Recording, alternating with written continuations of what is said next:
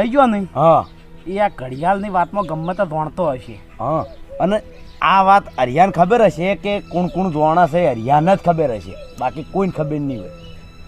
હરિયાને ખબર હોય ને કાકા એક બીજી વસ્તુ. હા એક વાત તમે વાપરી હતી. હરિભાઈ એવું કીધું હતું કે હું ઘેર નતો ને ઘડિયાળ લઈ ગયો છોકરા જોડેથી. એટલે આ વાત છોકરો 100% જાણતો હશે. છોકરો તો જાણતો જ હશે ને, કમ્પ્લીટ જાણતો હશે. પણ હવે હરિયાન તો આપણે કેટલો માર્યો છે, શેને અને કાળજે ઢાઢક થાય. કાકા એ ચિંતા ના કરો, એ બધું મને આવડે છે. હા રેડી બધું જવા દેજે હરજે ઘેર. કારણ કે ચોકણ ઘેર કાકા હાલ ઘેર નહીં જાવું. ચમ હાલ ચોક ખેતરમાં જઈએ કો તો ગમે તે બહાર ફરીએ. ઘેર જાહે નહીં તો ઘરનું એડ્રેસ તો હરિયાને ખબર હતી. હરિયા આપણે 2-3 વખત ઘેર માર્યા અને ઓને ખબર તો હશે જ.